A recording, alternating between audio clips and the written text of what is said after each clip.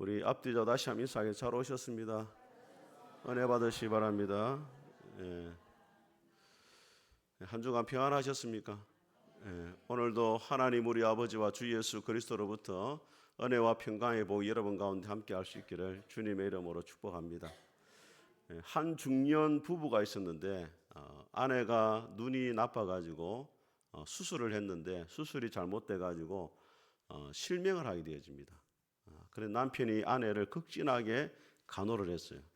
출근할 때도 태워서 가서 출근시키고 또 퇴근할 때면 가서 데려오고 이렇게 여러 날 하다가 어느 날 남편이 이제 아내에게 냉정하게 말했습니다. 회사가 너무 머니까 당신 혼자 가보라고. 아내가 이제 좀 마음이 서운했지만은 이를 악물고 혼자라도 살아야 되겠다 이렇게 해가지고 이제 지팡이를 짚고 길을 나서기 시작했습니다. 넘어지기도 하고 중간에 울기도 하고 버스를 겨우 타고 다니면서 이제 익숙해졌어요. 한 2년째 되었는데 버스 기사가 그 아줌마한테 말하는 게 참 아주머니는 복도 많다고. 남편이 맨날 버스 탈 때까지 와서 쳐다보고 또 같이 앉아주고 또 내리면 회사 들어가면 손 흔들어주고 그렇게 하고 있다고. 아내가 깜짝 놀랐어요. 자기 혼자 그렇게 한 줄 알았는데 남편이 보이지 않는 곳에서 지켜보고 응원을 해준 겁니다.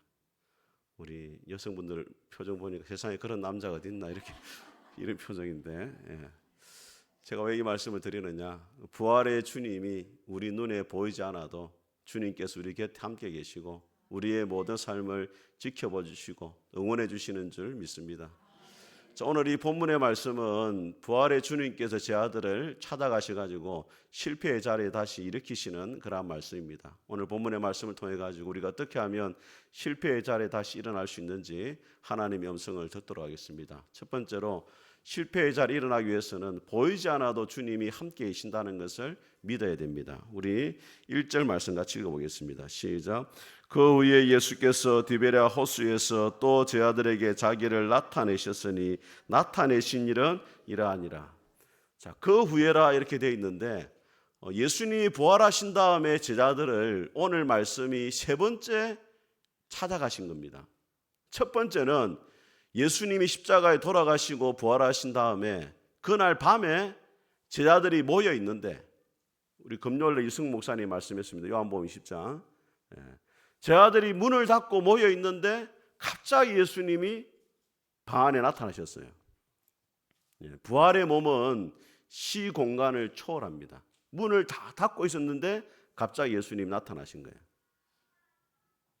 그 예수님이 말씀합니다. 너희에게 평안이 있을지어다. 샬롬 이렇게 한 거죠. 그런데 그 자리에 누가 없었느냐? 도마가 없었어요. 제 아들이 부활하신 주님을 만났다 이러니까 도마가 나는 예수님의 손에 못자국을 만져보고 옆구리에 손을 넣어보기 전까지는 믿지 못하겠다. 그래서 예수님이 8일 뒤에 다시 제 아들을 찾아오세요. 도마와 제 아들이 같이 있는 자리에 이번에도 또 나타나십니다. 그래서 도마한테 이야기하죠. 도마야, 손을 만져봐라. 옆구리에 손을 넣어봐라. 그리고 믿음이 없는 자가 되지 말고 믿는 자가 되라. 근데 도마가 깜짝 놀라죠. 나의 주님이시고 나의 하나님이십니다. 그리고 예수님이 말씀합니다. 너는 나를 본고로 믿느냐? 보지 못하고 믿는 자가 더욱더 복되다.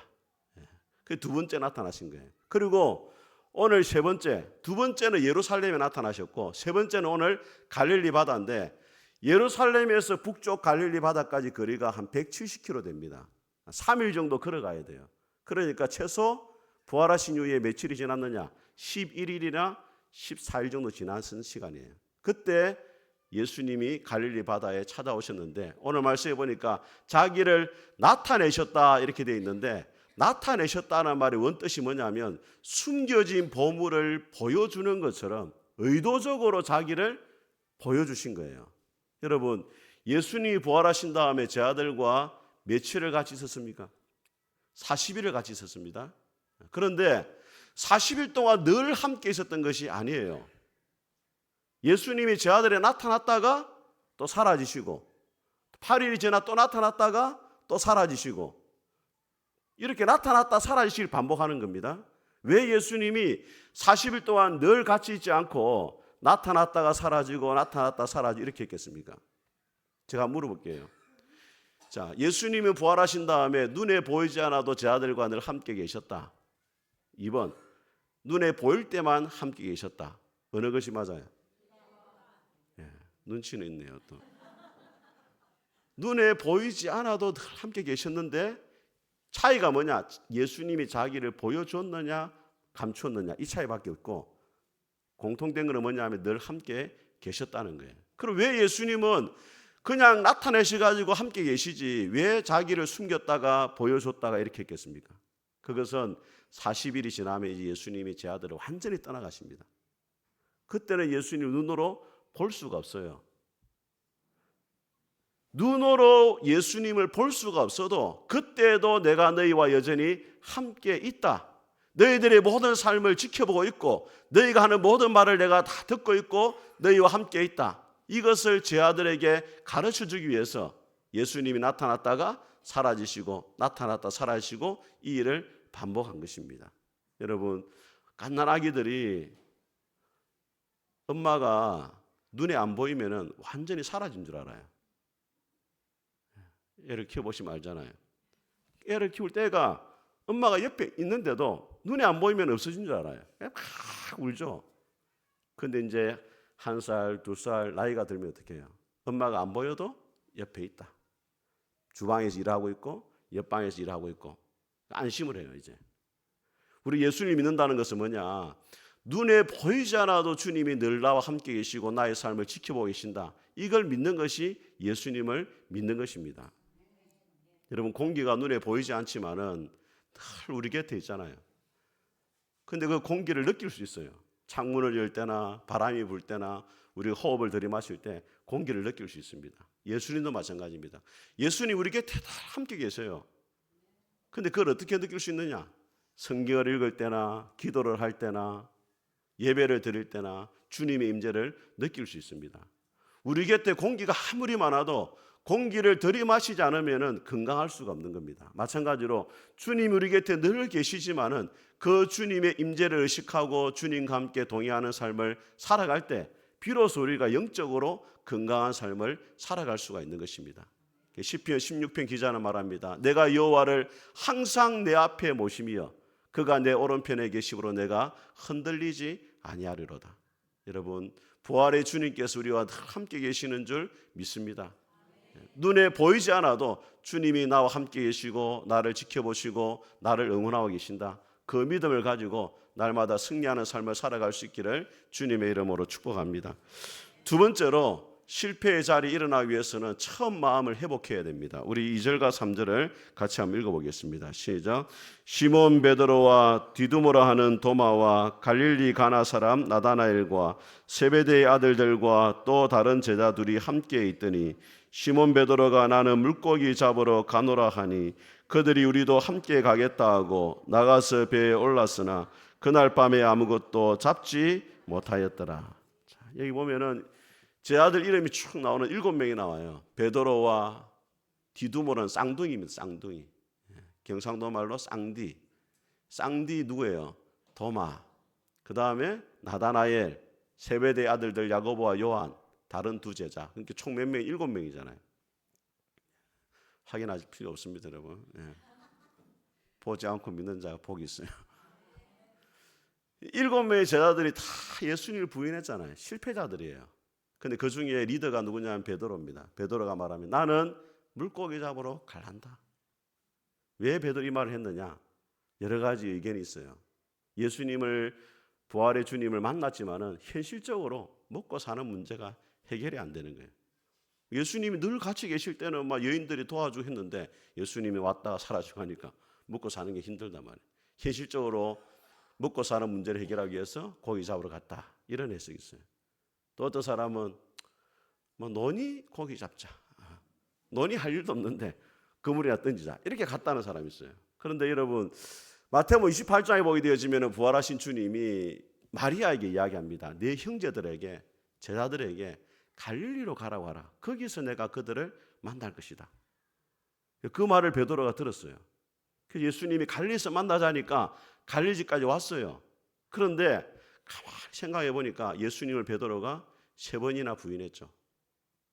예수님을 배신했잖아요. 아무래도 내가 주님의 제자가 될 수 있는 자격이 없다, 이렇게 생각하고 그냥 옛날로 돌아가야 되겠다, 나는 물고기 잡으러 갈란다, 그렇게 이야기를 한 거예요. 여러분, 때로 우리가 베드로처럼 영적으로 실패할 때, 하나님 앞에서 우리의 부족한 모습을 발견할 때, 우리의 허물을 발견할 때 하나님 앞에 내가 자격이 없는 자다, 나는 하나님 앞에 더 이상 쓰임받을 수가 없다, 하나님은 더 이상 나에게 복을 주지 않을 것이다, 영적으로 무기력함에 빠질 때가 있어요. 근데 하나님은 영적으로 우리가 무기력한 자리에 앉아있기를 원하지 않습니다. 다시 일어나기를 원하시는 거예요. 여러분, 우리가 운전을 하다 보면은 길을 잘못 갈 때가 있잖아요. 막다른 골목으로 가든지 길을 잘못 가요. 그러면은 두 여자의 음성이 들려요. 한 여자는 비난하고 정죄합니다. 거의 마귀하고 흡사합니다. 길을 어떻게 보느냐, 눈이 어디 갔느냐, 비난해요. 한 여자는 친절하게 말합니다. 경로를 재탐색합니다. 그리고 원하는 목적지를 안내해줘요. 여러분, 우리가 영적으로 실패하고 넘어질 때 마귀는 우리를 정죄합니다. 비난합니다. 너는 자격이 없다, 하나님 더 이상 너를 사랑하지 않는다, 하나님 더 이상 너를 쓰지 않을 것이다. 그런데 예수님은 어떻게 하시느냐? 절대 우리를 비난하거나 정죄하지 않습니다. 다시 시작하자, 다시 일어날 수 있다, 다시 경로를 재탐색해가지고 믿음의 길로, 신앙의 길로, 회복의 길, 우리를 인도해 주시는 분이신 줄 믿습니다. 하형록이라고 하는 분이 있습니다. 이분이 미국의 큰 건축회사를 했던 분인데, 한 번은 자기 직원 가운데 이 마이애미주의 이 지사 본부장이 있었는데, 이 사람이 고객의 잘못을 보고서 고객한테 막 욕설을 하는 메일을 보냈어요. 근데 고객에만 보낸 게 아니고 전 직원한테 다 보내버렸어요. 이거를 전 직원이 다 알게 되어지니까 심각하게 되어졌고, 이 사람을 해고를 해야 된다, 그 여론이 막 들끓었어요.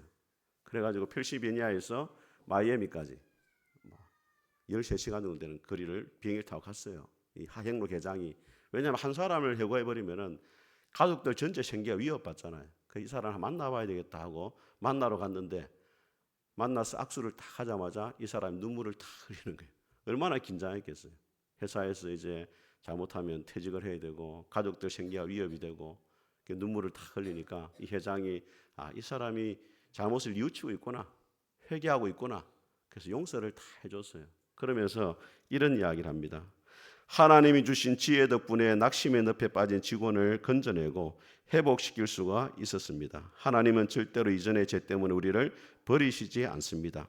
죄를 기억조차 하지 않으시고 그분의 크신 사랑 우리를 변화시키는 일은 새 일을 행하십니다. 그리스도인은 누구나 그 놀라운 은혜로 구원받아 새로운 삶을 살아가는 사람들입니다. 여러분, 하나님은 한 번 우리가 실패했다가 절대로 우리를 버리는 분이 아닙니다. 우리가 잘못했다가 우리를 쓸모없다라고 우리를 내팽개치는 분이 절대 아니라는 거예요. 요한복음 8장에 보게 되어지면은 가늠하다 현장에 잡힌 여자 나와요. 가늠하다 현장에 잡혔어요. 틀림없이 죄를 지은 거예요. 그 사람들이 뭐라고 이야기합니까? 죄 없는 돌로 치려고 하죠. 죽이려고 하죠. 그 예수님이 말씀합니다. 죄 없는 자가 돌로 쳐라. 그리고 여인에게 말합니다. 너를 치르는 자가 어디 있느냐? 나도 너를 정죄하지 아니하노니 가서 다시는 죄를 짓지 마라. 그 여인을 정죄하지 아니하고 다시 한 번 더 기회를 주시는 거예요. 우리는 인생 가운데 너무 우리 자신을 쉽게 정죄하고 하나님 마음이 아닌데도 우리 스스로가 우리를 자격이 없다고 생각할 때가 있어요. 제가 이전에 한 책을 샀는데 이런 제목이 있더라고요. 신이 인생의 쉼표를 찍은 자리에 마침표를 찍지 말아라. 유시아 씨가 쓴 책이에요. 인도의 여러 가지 그 우화들을 모아놓은 책입니다. 신이 인생의 쉼표를 찍은 자리에 마침표를 찍지 말아라. 우리는 너무 쉽게 우리 인생에 마침표를 탁 찍어요. 틀렸다 나는. 더 이상 하나님 앞에 내가 쓰임받을 수 없다. 하나님 나에 더 이상 복을 주지 않을 것이다. 그런데 하나님은 우리 인생의 이야기가 그렇게 끝나기 원하지 않는다는 거예요. 우리가 아무리 마침표를 찍어도 다시 찾아오셔가지고 그 마침표를 쉼표로 바꾸시고 다시 일어나게 하시는 분이 우리 주님이신 줄 믿습니다. 민수 6장에 보게 되어지면 하나님 마음이 나와요. 우리 오예배 때 제가 축복하잖아요.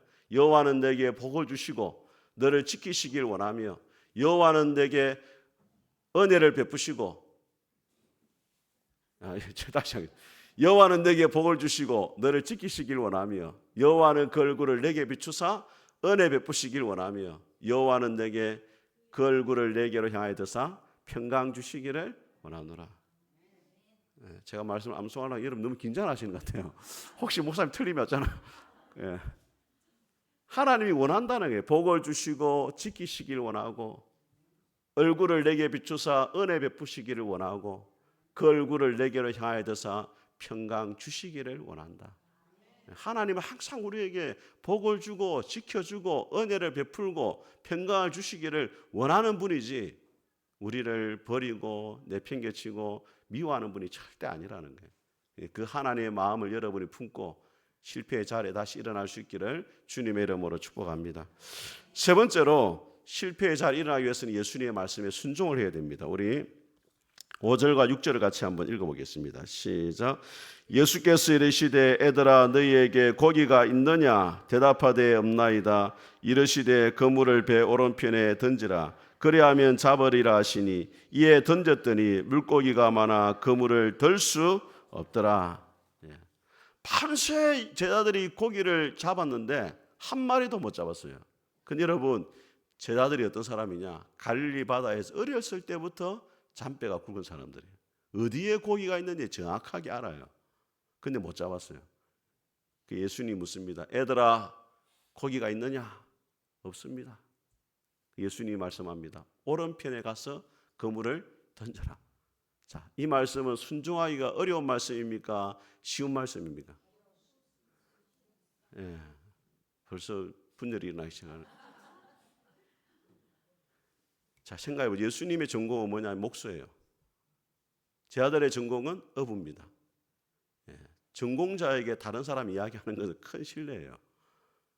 자, 제 아들은 첫째로 어디에 고기가 있는지 다 알고 있어요. 어렸을 때부터. 두 번째로 오른편에 던지라 예수님 하시는데 밤새 고기를 잡으면서 왼편에만 던졌겠어요? 왼편도 던지고 오른편도 던지고 다 해봤겠죠. 그래도 없어요. 또 고기는 밤에 주로 잡히지 동이 트면 고기가 안 잡혀요. 그런데 예수님이 오른편에 던져라 했어요. 제 아들의 상식과는 맞지 않지만은 이전에 제자들이 예수님을 만났을 때 이런 경험이 또 있었어요. 누가복음 5장에 보게 되어지면은 밤새 고기를 잡았는데 한 마리 못 잡았는데 예수님이 뭐라고 말씀하냐면 깊은 데로 가서 그물을 내려라 이랬어요. 그때도 상식에 맞지 않았지만 순종을 하니까 그물이 터질 정도로 고기를 많이 잡았어요. 그 경험이 있었기 때문에 이번에도 자신들의 상식과는 맞지 않지만 모든 걸 내려놓고 오른편에 그물을 던졌더니 만선이 되어 돌아오게 되어집니다. 이것은 뭘 이야기하느냐? 주님을 떠나서 아무리 인생에 우리가 수고하고 애를 써도 그 인생은 열매가 없다는 거예요. 그렇지만 하나님 말씀 앞에 순종하며 나아갈 때 그 인생은 주님 모시게 열매 맺는 삶을 살아갈 수 있다. 그걸 우리에게 보여주고 있는 것입니다. 근데 오늘 고기가 몇 마리예요? 153마리 정확하게 이야기하고 있어요. 그냥 고기를 많이 잡았다 이렇게 하면 될 건데 왜 153마리라고 밝혀놨겠어요? 제롬이라는 신학자가 뭐라고 해석했냐면 재밌는 해석을 했습니다. 전 세계의 고기 종류가 153마리라는 거예요. 그래서 이것은 온 세상에 있는 하나님의 구원받은 백성들을 상징하는 것이다. 제 아들의 말씀에 순종했을 때 온 세상 사람들을 구원할 수 있다. 이런 해석이 있어요. 그런데 조금 더 성경에 가까운 해석은 뭐냐? 창세기 6장에 보게 되어지면은 하나님의 아들들이 사람의 딸들을 사랑했다 이런 말씀이 나오는데 하나님의 아들들이라는 이 히브리어를 보게 되어지면은 여러분 히브리어는 다 숫자 값이 있어요. 우리나라로 말하면 기역은 1이고 니은은 2고 디귿은 3이고 이렇게 볼 수 있잖아요. 그죠? 히브리어도 알렙, 벳, 김멜, 달 이렇게 나가는데 다 숫자 값이 있단 말이에요. 그러니까 하나님의 아들들이라는 숫자 값을 합하면은 뭐가 나오느냐? 153이 나와요.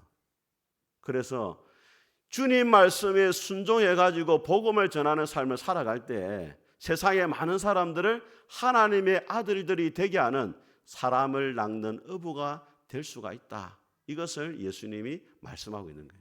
제 아들이 예수님의 말씀대로 순종할 때 너희들이 사람을 낚는 어부로서의 사명을 충분히 감당할 수 있다. 그것을 오늘 153마리 물고기 잡는 장면을 통해서 제 아들에게 가르쳐주고 있는 것입니다.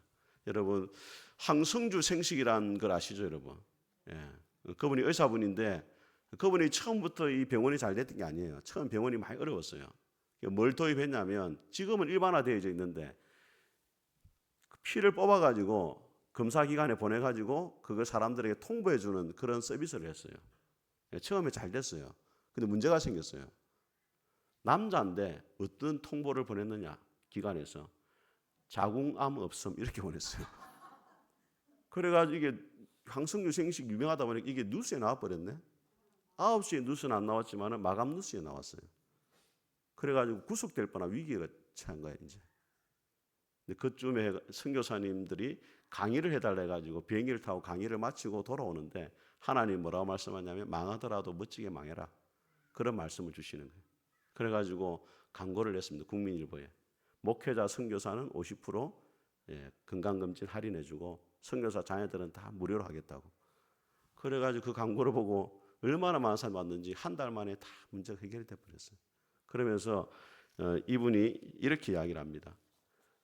아무리 어렵고 힘들어도 하나님 말씀대로 순종하면은 거기에 해답이 있고 길이 있다. 그걸 항성주 박사가 깨닫게 되어집니다. 그 이후로 이 항성주 박사가 선교병원으로 하나님 앞에 이제 헌신하게 되어집니다. 여러분, 이사야 41장을 말씀합니다. 두려워 말라, 내가 너와 함께함이라. 놀라지 말라, 나는 내 하나님이 됨이라. 내가 너를 굳세게 하리라. 참으로 너를 도와주리라. 참으로 나의 오른손으로 너를 붙들리라. 하나님께서 우리를 도와주시고 하나님 말씀 앞에 순종할 때 우리가 하나님 모시고 열매 맺는 삶을 살아가야 되는 줄 믿습니다. 사랑하는 성도 여러분, 오늘 제 아들이 어떻게 해서 실패의 자리에 다시 일어날 수가 있었습니까? 주님이 그들을 찾아와 주셨습니다. 제 아들은 다 예수님을 버렸지만 주님은 그들을 버리지 않았습니다. 우리가 예수님을 믿는다는 것은 보이지 않아도 주님이 나와 함께 하신다, 이걸 믿고 살아가는 것입니다. 오늘 제 아들이 다 실패했지만은 예수님이 그들을 정죄하거나 비난하지 않았습니다. 다시 일어나자고, 다시 시작하자고 격려해 주시는 것을 보게 되어집니다. 그 마음을 가지고 우리가 일어날 수 있어야 되겠습니다. 오늘 제 아들이 자신의 상식과 경험이 맞지 않았지만은 주님 말씀에 순종했을 때 풍성한 열매 맺는 삶을 살아갈 수 있던 것을 우리에게 보여주고 있습니다. 여러분 인생에도 여러분의 상식대로 사는 것이 아니고 형편대로 사는 것이 아니고 감정과 기분대로 살아가는 것이 아니라 하나님의 말씀대로 살아감으로 실패의 자리에서 사명자로 살아갈 수 있기를 주님의 이름으로 축복합니다. 우리 같이 한번 찬송하겠습니다. 주 하나님 독생자 예수 찬송하겠습니다.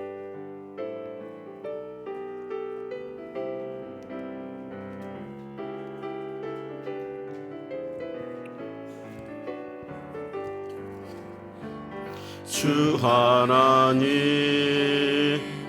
독생자 예수 날 위하여 오시었네. 내 모든 죄 다 사하시고 죽음에서 부활하신 나의 구세주 살아계신 주 나의 참된 소망 걱정 근심 전혀 없네. 사랑의 주 내 갈 길 인도하니 내 모든 삶의 기쁨 늘 충만하네. 주 안에서 거듭난 생명 도우시는 주의 사랑 참 기쁨과 확신 가지고 예수님의 도우심을 믿으며 살리 살아계신 주 나의 참된 소망 걱정 근심 전혀 없네. 사랑의 주 내 갈 길 인도하니 내 모든 삶의 기쁨 늘 충만하네. 그 언젠가 주 뵐 때까지 주를 위해 싸우리라. 승리의 길 멀고 험해도 주님께서 나의 앞길 지켜주시리. 살아계신 주 나의 참된 소망 걱정 근심 전혀 없네. 사랑의 주 내 갈 길 인도하니 내 모든 삶의 기쁨 늘 충만하네. 같이 한번